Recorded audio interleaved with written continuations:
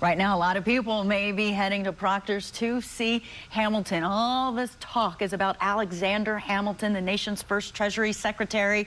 But you know what? As we know, he spent a lot of time in Albany. So joining us this morning is Anya Leader-Nagy. She's a Director of Community Engagement with the Albany Institute of History and Art. Good morning. Good morning. Okay, so in the musical, the Schuyler sisters play quite a big role. Yes. You're saying they even have their own song.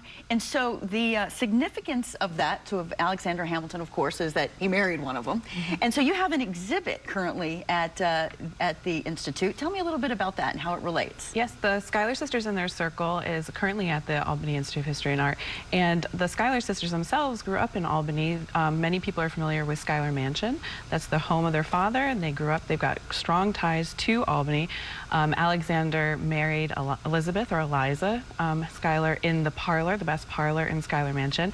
And when the musical came out, people started making trips to Albany specifically to see the mansion. And we actually did a smaller exhibition earlier looking at Alexander Hamilton and his ties to Albany, which are quite significant. He studied law here, he married here, his in-laws were here, his children were here.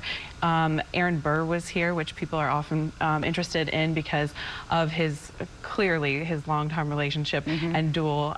We have the materials of the sisters now as part of a special exhibition, because while Alexander Hamilton has gotten a lot of play at other museums for other exhibitions, the sisters have a really strong tie to Albany, and this is a great place to tell their story, and people are fascinated. I have seen mothers and daughters driving hours to spend a day together in Albany, to go to Schuyler Mansion, come to the museum, go to Cralo State Historic Site, which is their grandparents' house, go on tours, go visit the Albany Rural Cemetery, where some of the family members are buried, go on walking tours with Historic Albany.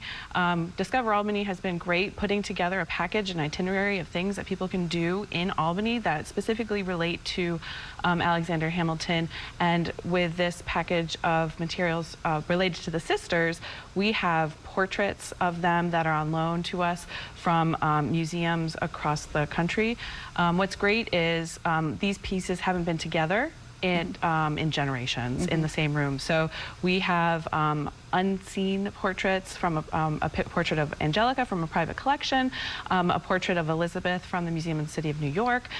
We have loans from the Fenimore Art Museum, which include a lock of Alexander Hamilton's hair that was cut from his head the day he died. We have period pieces from our collection that help tell the story. A lot of people have been fascinated with the dresses that we have that are clearly a very important part of the musical, and we have some from our own collection that weren't worn by the sisters, but are great anyway. That is just so cool, so much to see. So if you don't have Hamilton tickets, so what? You don't need to go see him. You can come learn the real history there at the Institute. And yeah, the starring one is Elizabeth Schuyler's wedding ring, which is on with us from Columbia University's Rare Books collection, and it's here at the end until the end of October. All right, Anya, thank you so much for sharing that with us. I'll post some information online so you can start learning and checking things out.